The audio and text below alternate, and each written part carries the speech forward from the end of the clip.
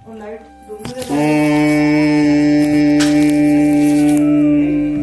गणेशाय नमः। ओम श्री परमात्मने नमः। श्रीमद् भगवद गीता 15वां अध्याय। श्री भगवान उवाच ऊर्ध्वमूलमध्या शाखम् अस्वस्थं प्राहुरव्ययम् छन्दांसि यस्य पर्वाणि यस्तं वेद स वेदवित्। श्री भगवान बोले, आदि पुरुष परमेश्वर मूल वाले और ब्रह्मा रूप मुख्य शाखा वाले जिस संसार रूप पीपल के वृक्ष को अविनाशी कहते हैं तथा वेद जिसके पत्ते कहे गए हैं, उस संसार रूप वृक्ष को जो पुरुष मूल सहित तत्व से जानता है वह वेद के तात्पर्य को जानने वाला है। अधश्चोर्ध्वं प्रशस्तास्तस्य शाखा गुण प्रवृद्धा विषय प्रवालाः अधश्च मूलान्यनुसन्तन्ताति सन्तताति तानि कर्मानुबन्धीनि मनुष्यलोके। उस संसार वृक्ष की तीनों गुणों रूप जल के द्वारा बढ़ी हुई एवं विषय भोग रूप कोपलों वाली देव मनुष्य और तिर्यक आदि योनि रूप शाखाएं नीचे और ऊपर सर्वत्र फैली हुई हैं तथा मनुष्य लोक में कर्मों के अनुसार बांधने वाली अहंता ममता और वासना रूप जड़ें भी नीचे और ऊपर सभी लोकों में व्याप्त हो रही हैं।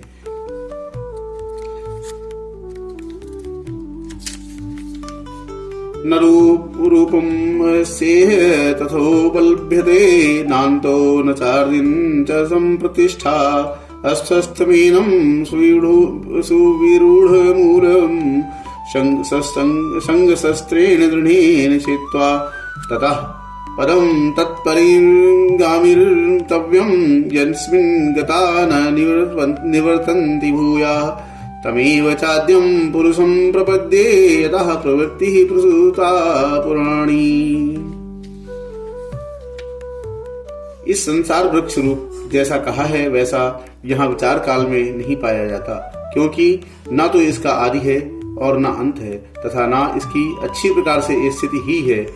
इसलिए इस अहंता समता और वासना रूप अति दृढ़ मूलों वाले संसार रूप पीपल के वृक्ष को दृढ़ वैराग्य रूप शस्त्र द्वारा काटकर उसके पश्चात उस परम पद रूप परमेश्वर को भली भांति खोजना चाहिए, जिसमें गए हुए पुरुष फिर लौटकर संसार में नहीं आते और जिस परमेश्वर से इस पुरातन संसार वृक्ष की प्रवृत्ति विस्तार को प्राप्त हुई है, उस आदि पुरुष नारायण के मैं शरण हूँ। इस प्रकार दृढ़ निश्चय करके उस परमेश्वर का मनन और निधि ध्यासन करना चाहिए। निर्वाण मोह जित संग दोषा अध्यात्म नित्या निवृत्ति विनिवृत्त कामा द्वंद्वे विमुक्तः सुख दुख संजय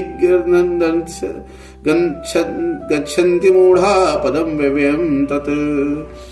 जिनका मान और मोह नष्ट हो गया है, जिन्होंने आसक्ति रूप दोष को जीत लिया है, जिनकी परमात्मा के स्वरूप में नित्य स्थिति है और जिनकी कामनाएं पूर्ण रूप से नष्ट हो गई हैं, वे सुख दुख नामक द्वंद्वों से विमुक्त ज्ञानी जन उस अविनाशी परम पद को प्राप्त होते हैं। न तभ्यात् सयते सूर्यो न शशांको न पावकः यद्गत्वा न निवर्तन्ते तद्धाम परमम् मामैवांशो जीवलोके जीवभूतः सनातनः मनः षष्ठानि इन्द्रियाणि प्रकृतिस्थानि कर्षति। जिस परम पद को प्राप्त होकर मनुष्य लौटकर संसार में नहीं आते, उस स्वयं प्रकाश परम पद को न सूर्य प्रकाशित कर सकता है, न चंद्रमा और न अग्नि ही वह मेरा परम धाम है। इस देह में यह जीवात्मा मेरा ही सनातन अंश है और वही इन प्रकृति में स्थित मन और पांचों इंद्रियों को आकर्षण करता है। शरीरम यावद्वाप्नोति यच्चाप्युत्क्रमाति ईश्वरः गृहीत्वैतानि संयाति वायुर्गन्धानि वासयत्। वायु गंध के स्थान से गंध को जैसे ग्रहण करके ले जाता है, वैसे ही देहादि का स्वामी जीवात्मा भी जिस शरीर का त्याग करता है उससे इन मन सहित इंद्रियों को ग्रहण करके फिर जिस शरीर को प्राप्त होता है उसमें जाता है। श्रोत्रम चक्षुः स्पर्शनम च रमरसनम घ्राणमेव च अधिष्ठाय मनश्चायं विषयानुपसेवते। यह जीवात्मा श्रोत्र, चक्षु और त्वचा को तथा रसना, घ्राण और मन को आश्रय करके अर्थात इन सब के सहारे से ही विषयों का सेवन करता है। उत्क्रमणमन्तं स्थितं वापि भुञ्जानं वा गुणान्वितं विमूढानानुपश्यन्ति पश्यन्ति ज्ञानचक्षुषः।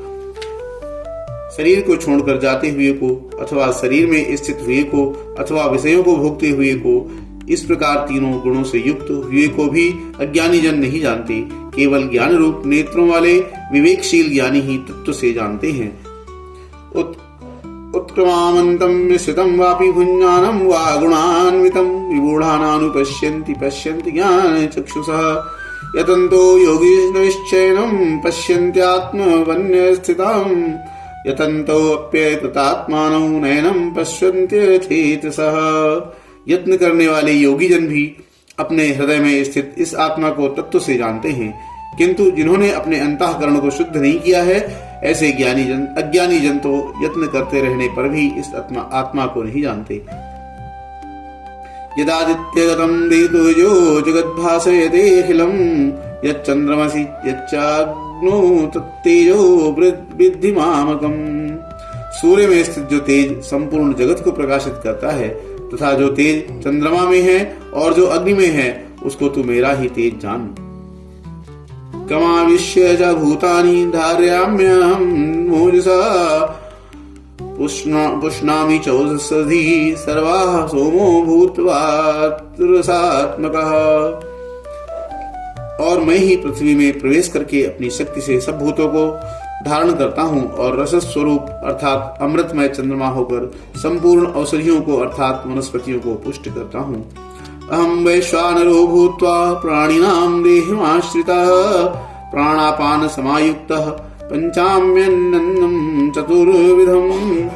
मैं ही सब प्राणियों के शरीर में स्थित रहने वाला प्राण और अपान से संयुक्त वैश्वानर अग्नि रूप होकर 4 प्रकार के अन्न को पचाता हूँ। सर्वस्य चाहं हृदि सन्निविष्टो मत्ताः स्मृतिर्ज्ञानमोपहं च वैदैश्च सर्वैर्हवे वेद्यो वेदान्तकृद्वेव विदेव चाहम्। मैं ही सब प्राणियों के हृदय में अंतर्यामी रूप से स्थित हूँ तथा मुझसे ही स्मृति, ज्ञान और अपोहन होता है और सब वेदों द्वारा मैं ही जानने की योग्य हूँ तथा वेदांत का कर्ता और वेदों का जानने वाला भी मैं ही हूँ। द्वाविमो पुरुषो लोके क्षरश्चाक्षर एव च क्षरः सर्वाणि भूतानि कूटस्थोऽक्षर उच्यते। इस संसार में नाशवान और अविनाशी भी ये 2 प्रकार के पुरुष हैं। इनसे संपूर्ण भूत प्राणियों के शरीर तो नाशवान और जीवात्मा अविनाशी कहा जाता है। उत्तमः पुरुषस्तन्त्य परमात्मेत्युदाहृत यो लोकत्रयं वाविश्यस्य विभर्त्यव्यः ईश्वरः। इन दोनों से उत्तम पुरुष तो अन्य ही है, जो तीनों लोकों में प्रवेश करके सबका धारण पोषण करता है एवं अविनाशी परमेश्वर और परमात्मा इस प्रकार कहा गया है। यस्यात्मक्षर यस्माक्षरम् अतीतोऽहम् अदक्षरम् आदि चोत्तमः अतो अस्मि लोके वेदे च प्रतितः पुरुषोत्तमः। क्योंकि मैं नाशवान जड़ वर्ग क्षेत्र से तो सर्वथा अतीत हूँ और अविनाशी जीवात्मा से भी उत्तम हूँ, इसलिए लोक में और वेद में भी पुरुषोत्तम नाम से प्रसिद्ध हूँ। यो मामेव सम्मूढ़ो जानाति पुरुषोत्तमं स सर्वविद्भवति जाति विद्भंजति माम सर्वभावेन भारत। जो ज्ञानी पुरुष मुझको इस प्रकार तत्व से पुरुषोत्तम जानता है, वह सर्वज्ञ पुरुष सब प्रकार से निरंतर मुझ वासुदेव परमेश्वर को ही भजता है। इति गुह्यतमं शास्त्रमिदं युक्तं मया नघ एतद् बुद्ध्वा बुद्धिमान् कृतश्च भारत। हे निष्पाप अर्जुन, इस प्रकार यह अति रहस्य युक्त गोपनीय शास्त्र मेरे द्वारा कहा गया है। इसको तत्व से जानकर मनुष्य ज्ञानवान और कृतार्थ हो जाता है। ओम तत्सदिति श्रीमद्भगवद्गीतासूपनिषत्सु ब्रह्मविद्यायां योगशास्त्रे श्रीकृष्णार्जुन संवादे पुरुषोत्तम योगो नाम 15 ओम इति श्री 15वां अध्याय। गुरु श्री कृष्ण भगवान की जय हो।